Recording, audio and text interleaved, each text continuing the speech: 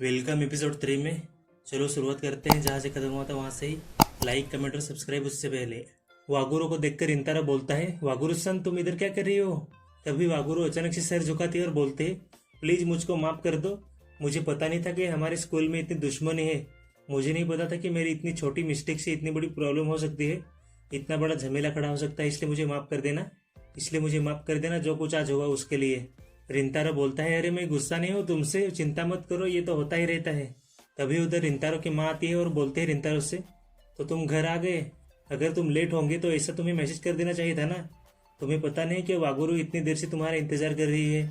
फिर रिंतारो की माँ वागुरु से बोलते हैं, वागुरु तुम्हारे पास अगर टाइम होगा तो ये केक बचा है, ये तुम खा सकती हो या तो लेके जा सकती हो। लेकिन तभी वागुरु बोलते हैं, आई एम सॉरी, लेकिन मेरे को शायद नहीं लेके जाना चाहिए। लेकिन तभी उसके पेट से गड़बड़ की आवाज आती है, मतलब उसको भूख लगी है, इसलिए उसका पेट अभी आवाज कर रहा होता है। अभी रिंतारो के सामने उसके पेट से आवाज निकला, इसलिए वो ब्लश करने लगती है। लेकिन रिंतारो की माँ हंसने लगती है। वागुरु शर्माते हुए बोलते हैं, आई एम सॉरी, बहुत ही शर्मनाक बात है। तुमसे भी आई एम सॉरी रिंतारो को। लेकिन रिंतारो भी धीरे धीरे हंसने लगता है और बोलता है, वागुरु सन मुझे पता नहीं था कि तुम्हें भूख लगी है, चलो साथ में खाते हैं। वागुरु भी बोलते हैं, ओके। रिंतारो और वागुरु दोनों भी बैठ के केक खा रहे होते हैं। फिर वागुरु बोलते हैं कि वो लड़का ठीक है। रिंतारो बोलता है, हाँ वो ठीक है, और तुम गेट के सामने हमारे क्यों खड़ी थी। ये सुनकर वागुरु हंसते हुए बोलते हैं, ओ वो वाली बात, एक्चुअली मैं तुम्हें देखने आई थी। ये सुनकर रिंतारो तो बहुत खुश होता है। लेकिन वागुरु बोलते हैं कि अगली बार से नहीं करूंगी, आई एम सॉरी। रिंतारो बोलता है, ये तुम्हारी गलती नहीं है, हमने ही ज़्यादा बड़ा झमेला खड़ा कर दिया था उधर, तो हमारी की तरफ से सॉरी। फिर रिंतारो बोलता है, एक्चुअली मैंने तुम्हें जब गेट के सामने देखा था तब मैं बहुत ही रिंतारो भी हैप्पी बोलने वाला होता है, लेकिन बीच में ही रुक जाता है वो। फिर रिंतारो खुद पे ही चिल्ला के बोलता है, डैम इट, मैं अभी उगलने वाला था सब कुछ। फिर रिंतारो बहुत ही एम्बेरस होके बोलता है, भूल जाओ मैंने जो बोला, मैं एक नंबर का क्रीप हूँ, मैं बहुत ही अजीब लड़का हूँ। लेकिन ये सुनकर वागुरु ब्लश करते हुए बोलती है, लेकिन मैं भूलना नहीं चाहती। फिर दोनों भी एक दूसरे को देखते हैं और दोनों भी ब्लश करने लगते हैं एक साथ फिर से। फिर रिंतारो अपना सब्जेक्ट चेंज करते हुए बोलता है, तो वैसे केक कैसा है। वागुरु भी बोलते हैं, ठीक है।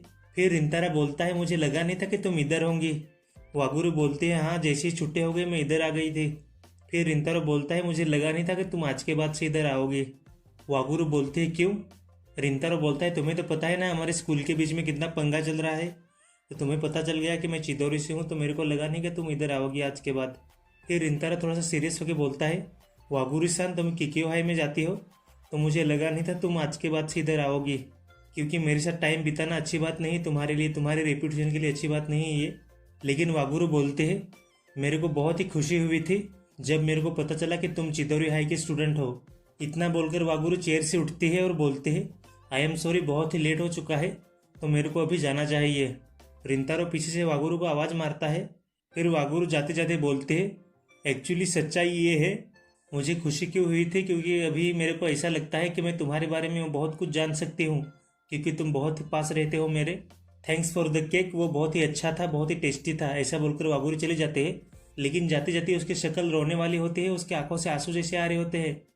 ये देखकर रिंतारो की फट जाती है कि उसने अभी इसको क्या बोल दिया कि उसको रोना आ रहा है। वागुरु के उधर से जाने के बाद रिंतारो मन में सोचने लगता है, मैंने यार ऐसा क्या बोल दिया कि उसको हर्ट हो गया, उसका चेहरा रोने वाला था। वागुरु को केक इतना पसंद है, लेकिन उसने पूरा खाया भी नहीं। मेरी कौन सी बात से उसको इतना बुरा लग गया होगा, क्या पता। तभी पीछे से रिंतारो की माँ आवाज़ मारती है कि वागुरु स्थान घर चली गई क्या। ये सुनकर रिंतारो पूरा अंधेरे में चला जाता है। तो माँ उसको देखकर बोलते है, क्या हुआ। फिर रिंतारो अपनी माँ को सारी बातें बता देता है। रिंतारो की माँ बोलती है, ओके तो ये सब हुआ है, थोड़ा सा नीचे झुकना। और रिंतारो की माँ उसके सर पे मार देती है, फिर हाथ से, बस जैसे उंगली से टिकली मारती है, कैरम खेलते हुए मारती है ना, वैसा। रिंतारो बोलता है, बहुत दर्द हुआ उससे। फिर रिंतारो की माँ बोलती है, पहले जाके वागुरु को ढूंढो, इतनी रात को अकेली लड़कियों को भेजना सेफ नहीं है।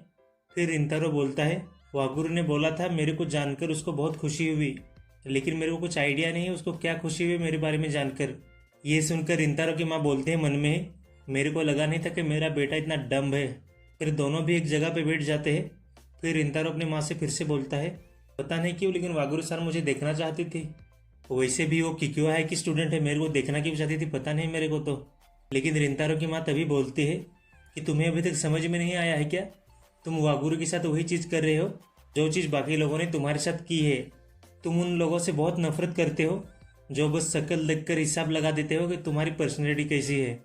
लेकिन अभी तुम ही किकियो के बारे में बात कर रहे हो, इधर तुम वागुरु के बारे में बात नहीं कर रहे हो, तो उसके स्कूल के बारे में बात कर रहे हो कि वो बहुत ही स्कूल बुरा है, तो वागुरु भी बुरी हो सकती है। क्या वागुरु का बिहेवियर चेंज हुआ जब उसको पता चला कि तुम चिदोरो हाई में पढ़ते हो? क्या वो अलग तरीके से बर्ताव करने लगी तुम्हारे साथ? रिंतारो, मुझे बताओ, तुम्हें क्या दिखता है जब तुम वागुरु को देखते हो? अभी रिंतारा का थोड़ा हमें पास्ट दिखाया जाता है, जो कि अपने क्लास में बैठकर मन में सोच रहा होता है उसको मेरे करीब आके कुछ नहीं मिलेगा, चिदोरी हाई स्कूल के मेरे जैसे स्टूडेंट्स के साथ आके उसको कुछ नहीं मिलेगा। फिर उसके थोड़ी बचपन की बातें याद आती है, मतलब स्कूल की, जब वो मिडिल स्कूल में होगा तब की। तो उसके दोस्त बात कर रहे होते हैं किंतारो की केक शॉप है, लेकिन उसकी शक्ल से लगता नहीं कि उसकी केक शॉप है।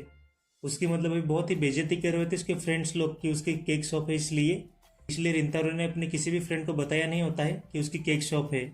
जैसे रिंतारो को अपनी गलती रियलाइज होती है, वो खुद के ही मुंह पे एक पंच मार देता है। फिर वो मन में बोलने लगता है, मैं उन्हीं लड़कों की तरह हूँ जिनसे मैं नफरत करता हूँ। मैं भी वागुरु के साथ वही चीज़ें कर रहा हूँ जो मेरे साथ उन्होंने की थी। फिर रिंतारो अपना मुंह पोंछते हुए बोलता है, मॉम थैंक यू। फिर हमें अगले दिन का सीन दिखाया जाता है जहाँ पे वागुरु स्कूल के लिए निकल गई होती है। अभी वागुरु चिदोरो हाई के सामने आ गई होते हैं। वो सामने देखते हैं तो गेट के सामने अभी रिंतारो खड़ा होता है। दोनों भी सामने आ जाते हैं। तभी वागुरु बोलते हैं, तुम्हारे चेहरे को क्या हुआ? लेकिन रिंतारो इसका जवाब नहीं देता और वो बोलता है, मेरे को लगा ही था कि मैं जल्दी आऊँगा तो तुमसे मिल पाऊँगा और तुम्हें देख पाऊँगा। फिर रिंतारो बोलता है, मैंने तुम्हें हर्ट किया है, आई एम सॉरी। ये सुनकर वागुरु बोलती है, आई एम सॉरी, लेकिन क्यों? रिंतारो बोलता है, जब तुम कल शॉप से निकली थी तुम बहुत ही दुखी लग रही थी, मेरे को लग रहा था कि तुम रोने वाली हो। ये सुनकर वागुरु एकदम शर्मा जाती है और वो नो बोलकर एकदम जमीन पे बैठ जाती है अपना चेहरा छुपा के। रिंतारो पूछता है, क्या हुआ? वागुरु बोलते ही, बहुत ही एम्बेरसिंग है, तुमने मेरे को उस तरह से देखा था। वो सब सच था कि मैं दुखी थी, लेकिन वो मेरी वजह से ही दुखी थी, मैं तुमने कुछ नहीं किया था। और उधर से मैं बिना बताए ही निकल गई थी और तेरे लिए चीज़ें और भी मुश्किल कर दी। अभी मेरे को बहुत बुरा लग रहा है उस वजह से। I am sorry. रिंतारो भी बोलता है, आई एम सॉरी, मेरी गलती है, तुम माफ़ी मत मांगो। फिर वागुरु बोलते हैं, रिंतारो कुन तुम बहुत ही काइंड हो। फिर रिंतारो बोलने लगता है, चिदोरी हाई के लड़के हमेशा किकियो हाई की लड़कियों की बुराई करते हैं, तो मेरे को भी उस चीज़ की आदत हो गई थी। मैंने बोलने से पहले दोबारा नहीं सोचा कि हम लोग एक दूसरे से बहुत ही नफरत करते हैं और हम एक दूसरे से नॉर्मल तरीके से बातें भी नहीं करते हैं। हमारी दुश्मनी किस वजह से हमें ही नहीं पता है, लेकिन मैंने जब तुम्हारे बारे में सोचा तब मेरे को खुद से ही नफरत हो गई। कल मैं तुम्हारे लिए खड़ा हो सकता था उधर, लेकिन मुझे लगा कि ये तुम्हारे लिए ही प्रॉब्लम होगी, इसलिए मैं तुम्हारे सामने नहीं आया था। प्लीज़ मैंने जो पहले बोला था वो मेरे को वापस लेने दो। और I am sorry, I am sorry कि जब मैंने तुम्हें देखा था मैं तब अपने स्कूल के बारे में सोच रहा था, मैं तुम्हारी फीलिंग्स की केयर नहीं कर रहा था, तब मैं तुम्हारे बारे में सोच ही नहीं रहा था। मैं भी बहुत ही खुश था कि तुम कल मेरे को देखने आई थी। ये सुनकर वागुरु थोड़ी सी ब्लश करती है और उठते हुए बोलती है, सब कुछ ठीक हो गया है और पहले के लिए आई एम सॉरी। फिर वागुरु बोलते हैं, मेरा नाम वागुरु है और तुम्हारा नाम क्या है? फिर रिंतारो भी बोलता है, हाँ मेरा नाम भी रिंतारो है, हम दोनों इधर हम दोनों ही हैं, हमारा स्कूल इसमें कुछ भी मैटर नहीं करता है। अभी ये वागुरु बता रही होती इधर, मतलब तुम रहो, मैं रहती हूँ, स्कूल की बात इधर लाओ ही मत। फिर वागुरु बोलते हैं, अब तुम मुझसे ज़्यादा दूर नहीं हो, तो अब मेरे को तुम्हारे बारे में सब कुछ जानना है। सीन शिफ्ट होता है, रिंतारो अपने क्लास में आ गया होता है और अभी जो बाहर हो गया होता है ना, उसके बारे में सोचकर वो ब्लश कर रहा होता है। और उन्होंने अपने बाहर कॉन्टैक्ट एक्सचेंज कर लिए होते हैं, एक दूसरे को नंबर दे दिया होता है।